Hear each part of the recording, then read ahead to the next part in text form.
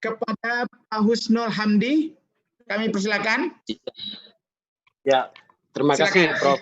Ya. Assalamualaikum warahmatullahi wabarakatuh. Waalaikumsalam warahmatullahi wabarakatuh.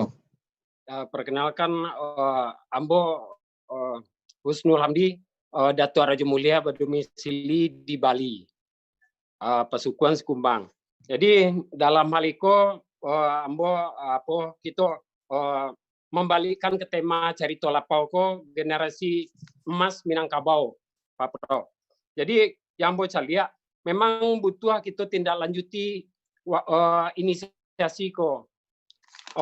Supaya ke depan Eko akan terrealisasikan. Eko akan mengerucut jadi konsep, kemudian konsep Eko akan diturunkan jadi sebuah program atau bisnis plan. Itu. Kemudian untuk terciptanya apa yang kita jadikan tema hari Eko, sebenarnya kita yang butuh ada membangun nasionalisme ke ranah Minangkabauan. Bagi seluruh anak nagari Minangkabau, baik di ranah maupun di rantau. Sehingga mungkin anak nagari yang ala sukses di rantau, yang boleh dikecan konglomerat Gana gini, bisa berhimpun membentuk angel investor, membentuk ventura kapital. Sehingga hukum Minangkabau, seakan-akan ini punya Silicon Valley sendiri.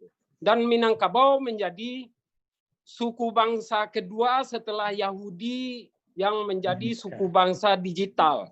Minangkabau 4.0. Itu. Kemudian kemudian Ambo lanjutkan. Terakhir, ya silakan. Ya.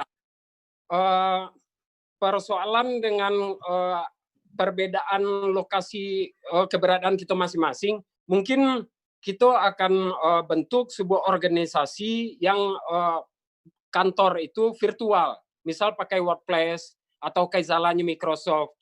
Sehingga keberadaan kita masing-masing itu tidak jadi soal dalam menciptakan Minang 4.0. Mungkin sekian dulu, Prof. Baik, terima kasih Pak Husnul.